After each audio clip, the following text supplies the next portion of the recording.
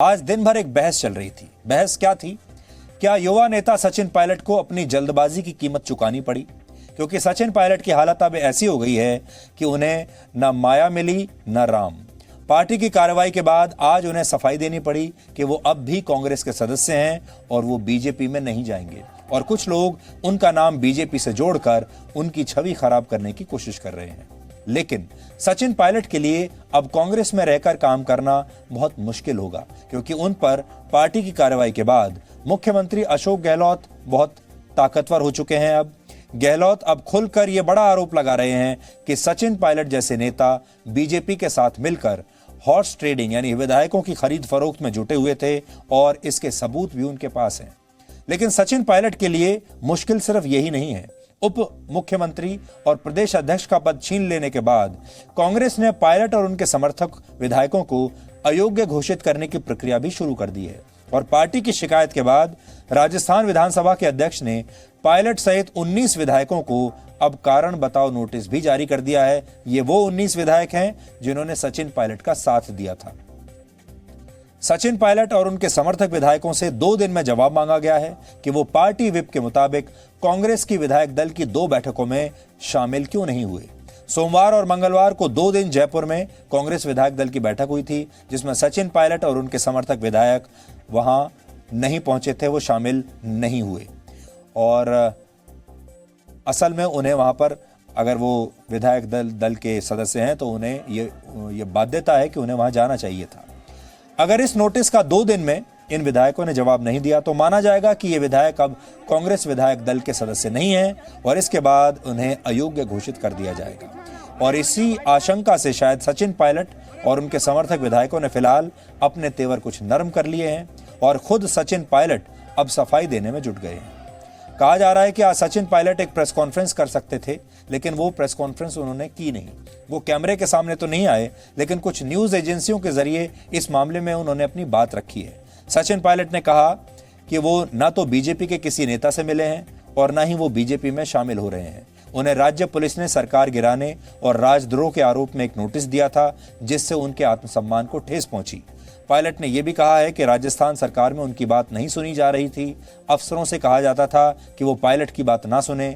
महीनों तक कैबिनेट की बैठकें नहीं होती थीं और ये बात उन्होंने कई बार पार्टी के बड़े नेताओं को बताई है।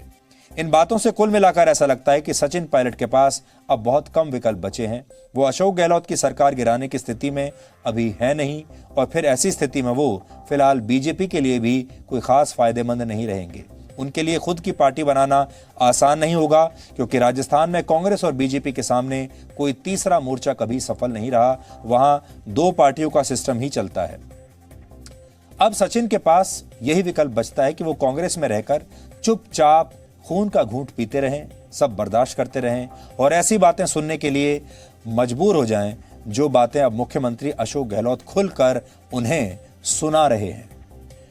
गहलोत ने आज सचिन पायलट को एक ताना दिया और उन्होंने कहा कि सिर्फ हैंडसम दिखने से कुछ नहीं होता, अच्छी अंग्रेजी बोलने से भी कुछ नहीं होता।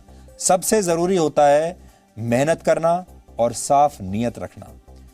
मुख्यमंत्री अशोक गहलोत ने सचिन पायलट का नाम तो नहीं लिया, लेकिन नई पीढ़ी के नेताओं से अपनी तुलना करते हुए उन्होंने कहा कि नई पीढ़ी के नेताओं की रगड़ाई नहीं हुई, यानी ऐसे नेताओं को ज्यादा मेहनत किए बिना सब कुछ जल्दी जल्दी हासिल हो गया। जबकि गहलोत जैसे नेताओं ने 40 साल तक संघर्ष किया, लेकिन नई पीढ़ी ने कभी इस तरह का संघर्ष न तो किया और न देखा, इसलिए उन्हें इसकी कीमत समझ में नहीं आती। आज आप सबको अशोक गहलोत की बात सुननी चाहिए। असल में अशोक गहलोत ने जो बात कही है वो काफी हद तक सही है। कोई भी अनुभवी व्यक्ति, चाहे वो राजनीति का हो, चाहे वो खेल के क्षेत्र का हो या किसी और क्षेत्र का हो, कोई भी अनुभवी व्यक्ति आपसे यही बात करेगा। तो पहले आप अशोक गहलोत की ये बात सुनिए जो उन्होंने सचिन पायलट के लिए कही है। मैंने एक दिन कहा कि 40 साल जो आज लीडरशिप है देश के अंदर, हम लोगों की 40 साल पहले की, उनकी खूब रगड़ाई हुई थी यूथ कांग्रेस भी एनएसयू में। 40 साल के बाद भी हम जिंदा हैं। कोई पीसीसी प्रेसिडेंट, कोई चीफ मिनिस्टर, कोई एआईसीसी महामंत्री और कोई आपका केंद्रीय मंत्री बने। जिंदा 40 साल बाद रहे हम लोग। ये नई पीढ़ी जो आई है जिसके बारे में हम कहते हैं हम उनको पसंद नहीं करते, बिल्कुल गलत है। राहुल गांधी पसंद करता है, सोनिया गांधी पसंद करती है, अशोक गहलोत पसंद करता है। गवाह है, हमारी जब मीटिंग होती है तो मैं लड़ी लड़ता हूँ यूथ के लिए, एनएसयू के लिए, यूथ कांग्रेस के लिए। आधा बताइए, मैंने कहा इनकी रगड़े नहीं हुई थी, इसलिए आज तकलीफ होती है। ये समझ नहीं पा रहे, इनको केंद्रीय मंत्री बन गए, पीसीसी अध्यक्ष बन गए। अगर रगड़े होती तो और अच्छा ढंग से काम करते थे। कोई अच्छा इंग्लिश हिंदी बोलना, अच्छी बाइट देना, वो सब कुछ नहीं होता है। अच्छे हैंडसम पर्सनैलिटी वाले सब कुछ नहीं होता है।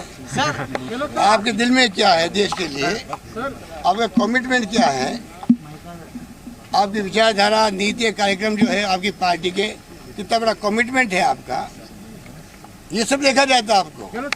सोने की छुरी पेट में खाने के लिए नहीं होती है, आप समझ गए। सोने की छुरी पेट में खाने के लिए नहीं होती है, समझ जाओ आप लोग।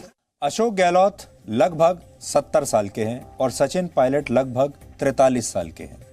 और अशोक गहलोत आज क्या कह रहे हैं कि सिर्फ अच्छा दिखने से कुछ नहीं होता, हैंडसम दिखने से कुछ नहीं होता, शानदार अंग्रेजी में बात करने से कुछ नहीं होता। और उन्होंने टेलीविजन की भाषा का प्रयोग किया, आज उन्होंने कहा कि बाइट देने से कुछ नहीं होता। बाइट का मतलब होता है कि जब नेता टेलीविजन पर आकर, जैसे अभी हमने आपको अशोक गहलोत का ये जो बयान दिखाया, इसे टेलीविजन की भाषा में बाइट कहा जाता है। तो आपने देखा होगा हमारे बहुत सारे नेता आजकल बाइट देने में बड़े एक्सपर्ट हैं।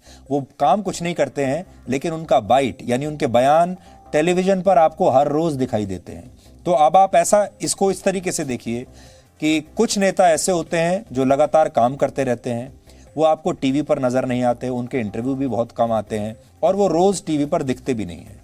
कुछ नेता ऐसे हैं जो अपने घर से बाहर निकलते नहीं हैं, सड़कों पर नहीं निकलते, लेकिन टीवी पर आपको वो नेता किसी ना किसी बहाने हर रोज नजर आ जाएगा और वो बहुत प्रेजेंटेबल होते हैं।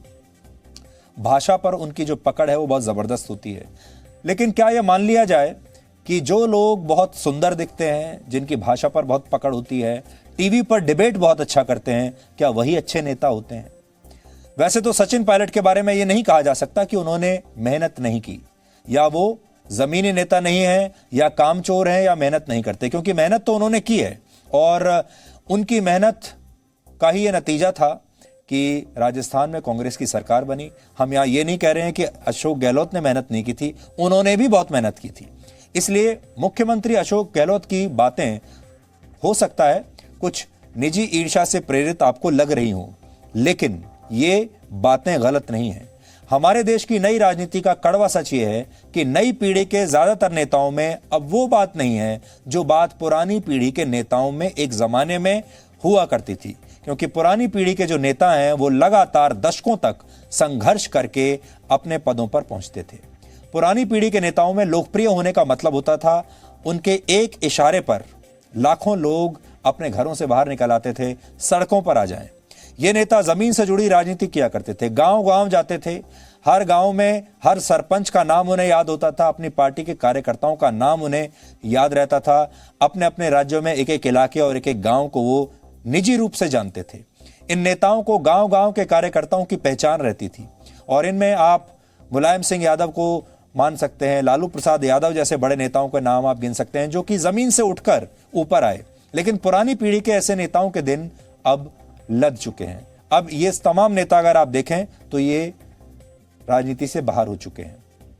नई पीढ़ी में आपको शॉर्टकट से नेता बनने वाले बहुत चेहरे दिखाई देंगे।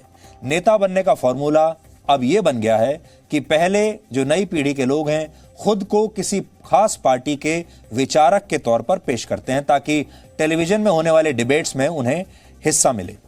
फिर ये विचारक बनकर टीवी में आते हैं, टीवी पर आते हैं, डिबेट शो में ये पैनलिस्ट बन जाते हैं।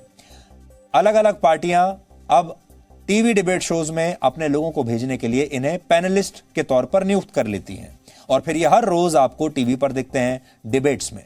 इसके बाद इनमें से जो लोग अच्छे होते हैं उन्हें अलग अलग पार्टियां अपना स्पोक्स पर्सन बना देती हैं, यानी प्रवक्ता बना देती हैं। और कुछ वर्ष प्रवक्ता के तौर पर ये सारे लोग टीवी पर छाए रहते हैं और फिर वहां से इनमें से किसी को राज्यसभा सीट मिल जाती है तो किसी को लोकसभा का टिकट मिल जाता है, वो लोकसभा का चुनाव लड़ लेता है और फिर जो लोग भाग्यशाली होते हैं वो फिर संसद में भी पहुंच जाते हैं और नहीं भी पहुंचते हैं तो नेता तो बन ही जाते हैं। अब इस फॉर्मूले में जमीनी राजनीति के लिए मेहनत और जमीनी राजनीति की समझ का कोई खास मतलब नहीं है। सबसे जरूरी यह है कि शक्ल सूरत आपकी अच्छी होनी चाहिए, यानी आप हैंडसम या ब्यूटीफुल होने चाहिए, बोलने की अच्छी क्षमता आपके पास होनी चाहिए, कम्युनिकेशन स्किल्स होने चाहिए, मीडिया के कैमरे के सामने अच्छे अच्छे बयान देना आना चाहिए, वो भी कम समय में, अंग्रेजी अच्छी होनी चाहिए, कम समय में ज्यादा से ज्यादा बात करना आना चाहिए और डिबेट में चीखने चिल्लाने की पूरी योग्यता आपके पास होनी चाहिए। आपके पास ये योग्यता तो बहुत जरूरी है, आप इतनी जोर से चीख सकें, चिल्ला सकें कि बाकी के जो डिबेट में शामिल होने वाले नेता हैं वो आपकी आवाज के नीचे दब जाएं। ये आपकी काबिलियत होनी चाहिए। यानी अब हमारी राजनीति में टेस्ट मैच खेलने की क्षमता वाले नेता बहुत ही कम बचे हैं। अब हमारी राजनीति में सिर्फ 2020 मैच वाले नेता ही बाहर निकल रहे हैं।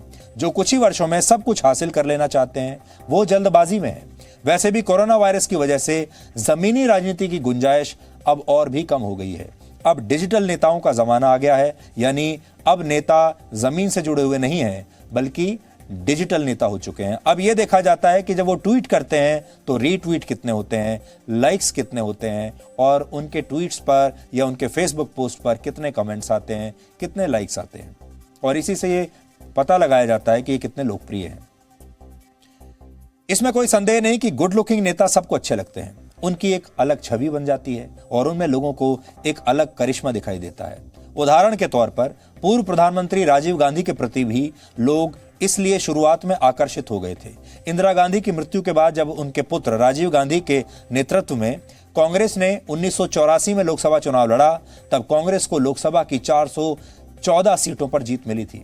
लोकसभा चुनाव में इतनी सीटें कांग्रेस न तो नेहरू के जमाने में जीत पाई थी, न इंदिरा गांधी के जमाने में जीत पाई थी और इसके बाद कभी इतनी सीटें कांग्रेस ने दोबारा जीती भी नहीं। लेकिन तब 5 साल के अंदर ही राजीव गांधी से लोगों का मोहभंग भी हो गया था और लोगों को समझ में आ गया था कि गुड लुक्स से ज्यादा फर्क नहीं पड़ता।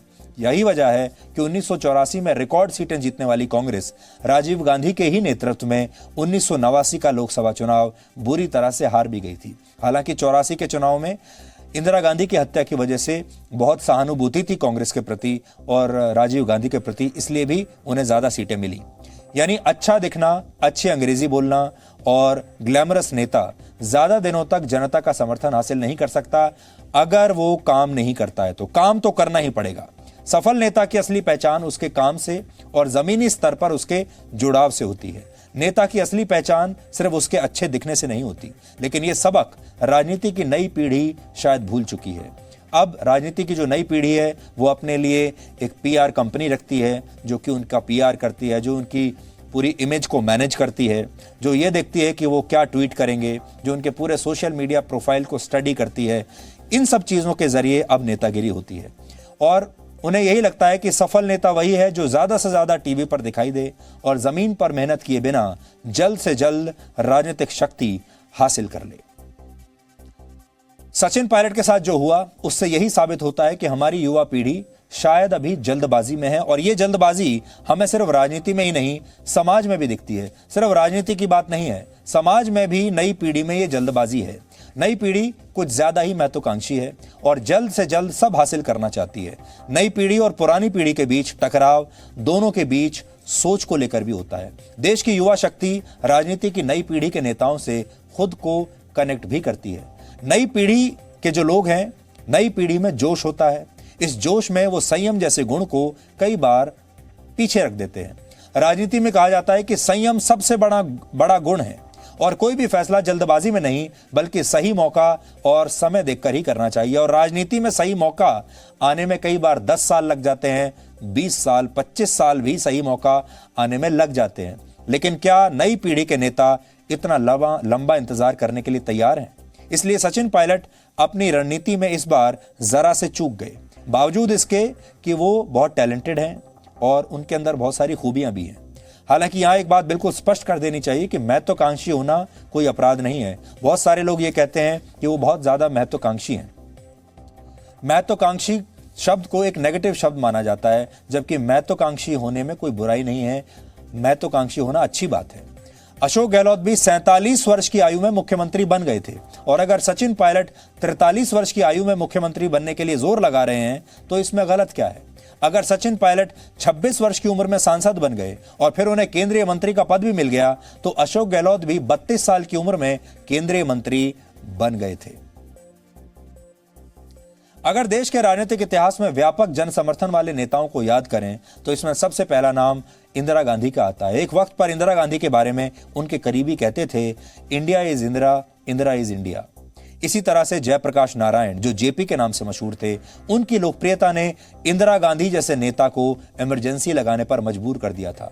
70 के दशक में इंदिरा गांधी के खिलाफ जेपी की रैलियों की जो भीड़ होती थी वो लाखों में होती थी। उसी समय की कुछ तस्वीरें हम आपको आज दिखा रहे हैं।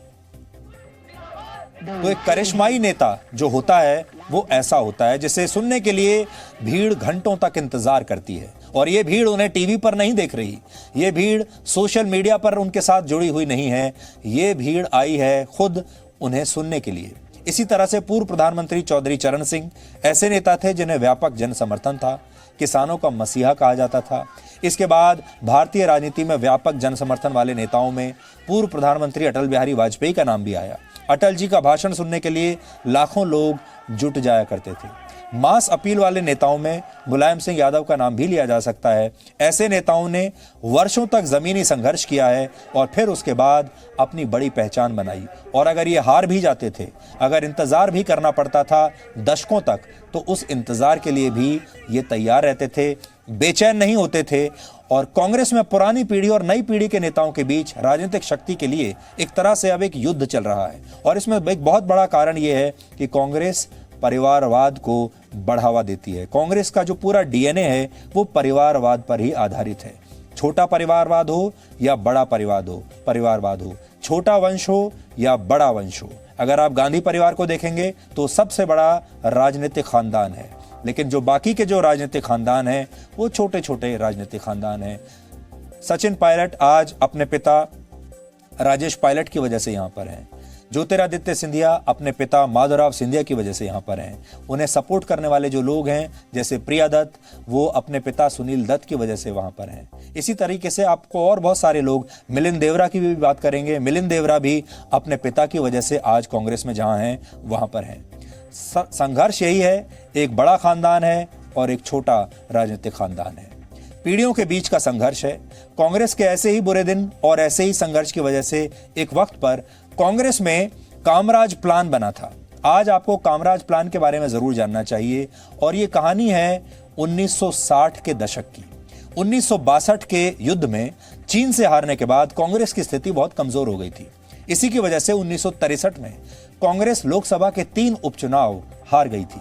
संकट की इस घड़ी में तत्कालीन प्रधानमंत्री जवाहरलाल नेहरू को कांग्रेस के बड़े नेता के कामराज ने एक प्लान बताया, जिसके मुताबिक कांग्रेस के कई वरिष्ठ नेताओं को सरकार में पद छोड़कर संगठन में काम करने के लिए कहा गया। उनसे कहा गया कि अब आप मंत्री नहीं रहेंगे, संगठन में काम कीजिए, बाहर जमीन पर निकलिए। और इसी प्लान के तहत खुद के कामराज ने तब तत्कालीन मद्रास प्रांत के मुख्यमंत्री पद से इस्तीफा दे दिया था। उनके साथ ही कांग्रेस के 6 मुख्यमंत्रियों ने इस्तीफा दिया था। इसके अलावा तत्कालीन केंद्र सरकार के 6 मंत्रियों ने भी अपने इस्तीफे दे दिए थे। और इस्तीफा देने वालों में लाल बहादुर शास्त्री, मोरारजी देसाई और बाबू जगजीवन राम जैसे नेता तब शामिल थे। इसके बाद के कामराज को कांग्रेस का नया अध्यक्ष चुना गया था। लेकिन आज की राजनीति में क्या आप इस तरह की उम्मीद कर सकते हैं? इसलिए ये बहस लगातार चल रही है कि जो आज आपको के कामराज के बारे में इसलिए भी हमने आपको बताया क्योंकि आज के कामराज का जन्मदिन है। और आज के दिन अगर आप उनका के कामराज प्लान को अगर पढ़ लेंगे तो आपको समझ में आएगा कि 60 के दशक में उन्होंने कितना शानदार प्लान तैयार किया था पार्टी के रिवाइवल के लिए, ताकि पार्टी उस शौक से, उस सदमे से निकलकर दोबारा मजबूत हो सके। आज कांग्रेस को फिर से कामराज के प्लान पर काम करना चाहिए। और बात वहीं आ जाती है कि जो हमारे यंग नेता हैं उनमें बहुत बेसब्री है, वो जल्दी आगे जाना चाहते हैं, और पुराने नेता जो हैं वो बहुत तेज दौड़ना नहीं चाहते। और ये संघर्ष लगातार चलता ही रहेगा।